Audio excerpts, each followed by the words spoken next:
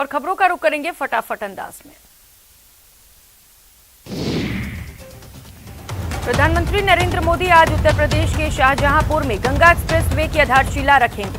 Expressway 36,200 crore रुपए से भी ज्यादा की लागत से बनाया जाएगा। प्रधानमंत्री नरेंद्र मोदी ने गंगा एक्सप्रेसवे का शिलान्यास करने के बाद कहा कि एक्सप्रेसवे यूपी में प्रगति के नए द्वार खोलेगा। पीएम ने कहा कि मां गंगा सारे मंगलों की, सारी उन्नति प्रगति की स्रोत हैं। मां गंगा सारे सुख देती हैं और सारी पीड़ा हर लेती हैं। पीएम ने कहा कि अब वो दिन दूर नहीं जब यूपी की पहचान दुनिया में नेक्स्ट जनरेशन स्टेट के रूप में होगी। पीएम मोदी ने कहा, ये जो आज यूपी में एक्सप्रेसवे का जाल बिछ रहा है, जो नए एयरपोर्ट बनाए जा रहे हैं, नए रेलवे रूट बन रहे हैं, वो यूपी के लोगों के लिए अनेक वरदान एक साथ लेकर आ रहे हैं। उत्तराखंड में 2022 के चुनाव को लेकर बीजेपी 2 चरणों में विजय संकल्प यात्रा आयोजित कर रही है। इसी कड़ी में आज बीजेपी के राष्ट्रीय अध्यक्ष जेपी नड्डा ने हरिद्वार से रोड शो का संकल्प यात्रा की शुरुआत की। कांग्रेस नेता राहुल गांधी और महासचिव प्रियंका गांधी वाड्रा पदयात्रा के दौरान अमेठी पहुंचे। इस दौरान राहुल गांधी ने एक बार फिर से हिंदू और हिंदुत्व का मामला उछाला। असदुद्दीन ओवैसी ने लड़कियों की शादी की उम्र के बढ़ाने को लेकर पीएम मोदी पर निशाना साधा। उन्होंने कहा है कि मोदी मोहल्ले के अंकल बन गए हैं, शादी के मामले में ऐसी रोक-टोक क्यों? समाजवादी पार्टी के प्रमुख अखिलेश यादव ने लखनऊ और मऊ में सपा नेताओं पर हुई छापेमारी पर कार्रवाई कर कहा कि चुनाव से पहले ये जानबूझकर किया गया है। ये सब पहले भी हो सकता था, लेकिन ठीक चुनाव से पहले ये कार्रवाई की गई। भारत ने आज अग्नि प्राइम मिसाइल का सफल परीक्षण किया। इस मिसाइल का परीक्षण ओडिशा के बालासोर में किया गया। अग्नि पी मिसाइल अग्नि सीरीज की नई जनरेशन वाली एडवांस मिसाइल है।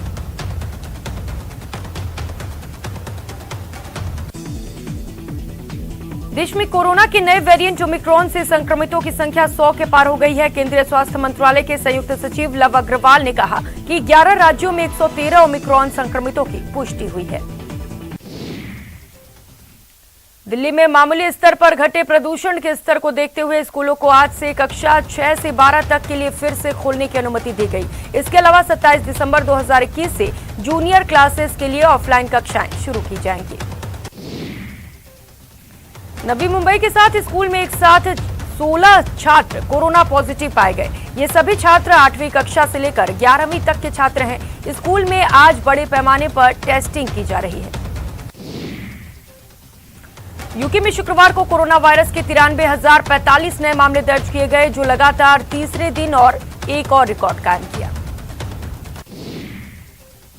ओमिक्रॉन के खतरे को देखते हुए चित्तौड़गढ़ जिले में प्रमुख चिकित्सा एवं स्वास्थ्य अधिकारी के निर्देशन में जिले में विभिन्न शिक्षण संस्थानों में रैंडम सैंपल और जांच का कार्य शुरू कर दिया गया।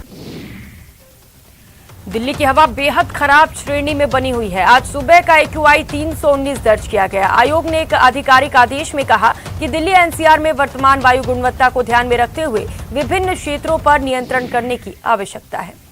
दिल्ली सहित उत्तर भारत में कोहरे के साथ कंपकपाती ठंड ने दस्तक दे दी है। मौसम विभाग की माने तो आने वाले 24 घंटों तक देश के अलग अलग हिस्सों में सर्दी और बढ़ सकती है। रिजर्व बैंक ने अपने केंद्रीय बोर्ड से कहा है कि भारत में क्रिप्टो करेंसी पर पूरी तरह से बैन लगा देना चाहिए। RBI की बैठक में ये बात कही गई। इससे पहले सरकार ने भी संसद के मौजूदा सत्र में क्रिप्टो करेंसी के रेगुलेशन के लिए बिल लाने की तैयारी की थी, लेकिन वो फिलहाल टाल दिया गया। सरकार के 3 साल पूरे होने पर मरुधरा को सीएम ने कई सौगातें दी। सीएम ने 8 विभागों के 13,186 करोड़ के प्रोजेक्ट्स का लोकार्पण और शिलान्यास किया।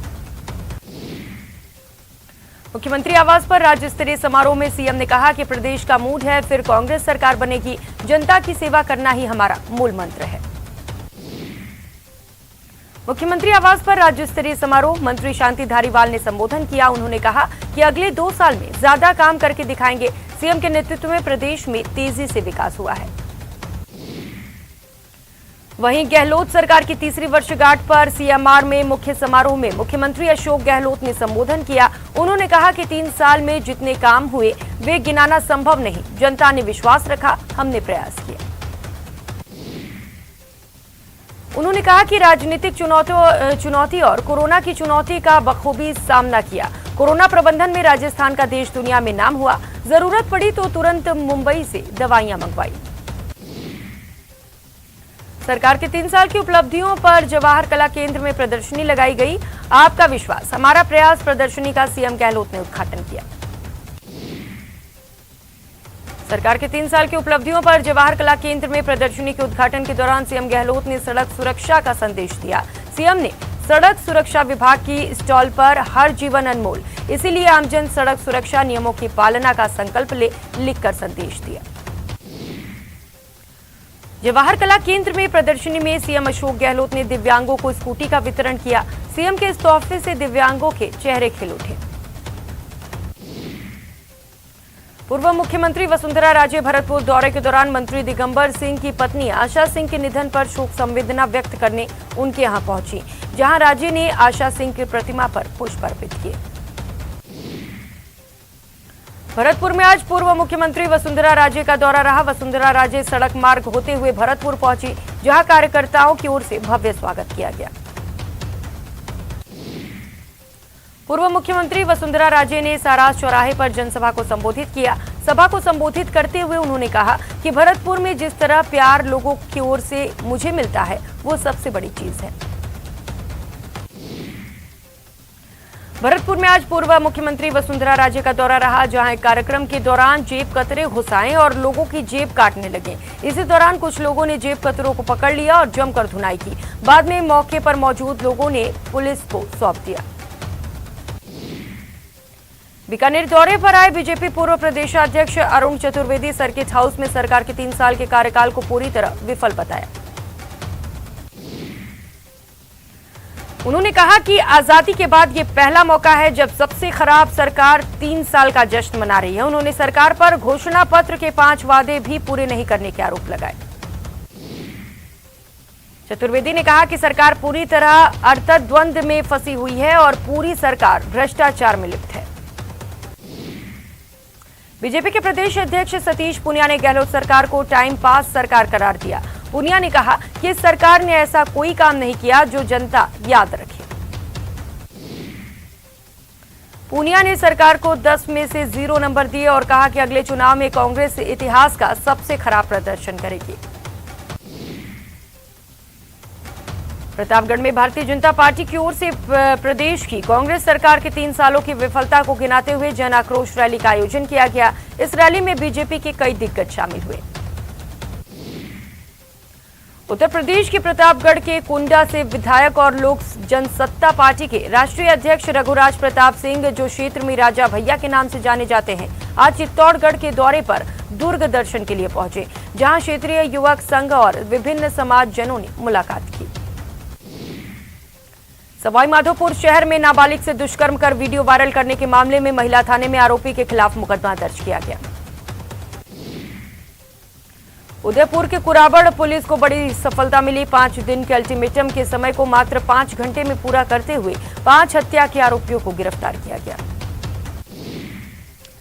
डूंगरपुर मेडिकल कॉलेज अस्पताल के एमसीएच में प्री मैच्योर डिलीवरी के बाद नवजात की मौत हो गई। बच्चे की मौत के बाद माता पिता उसे अस्पताल में छोड़कर ही भाग गए। मामले में अब कोतवाली पुलिस तफ्तीश में जुटी है। यहां रुकेंगे एक छोटे से ब्रेक लिए, लौटेंगे फौरन।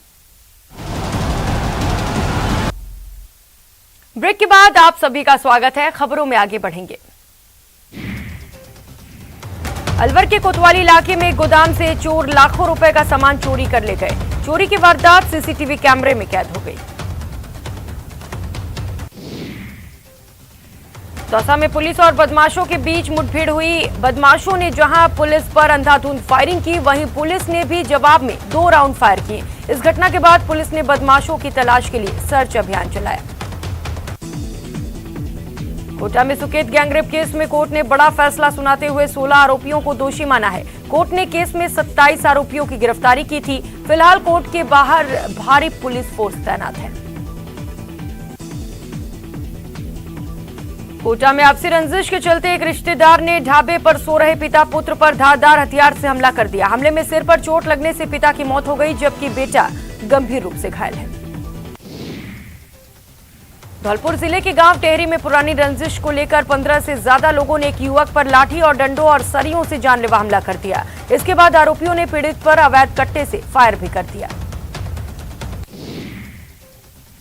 बदमाशों के हमले से युवक बुरी तरह घायल हो गया। घायल को परिजनों ने अस्पताल में भर्ती कराया, जहां उसका इलाज जारी है। फिलहाल पुलिस तफ्तीश में जुटी है। उदयपुर के भोपालपुरा थाना इलाके में पार्षद पिता और वकील के घर के बाहर हवाई फायरिंग करने के मामले में हार्डकोर अपराधी सिल्वेस्टर को गिरफ्तार कर लिया गया।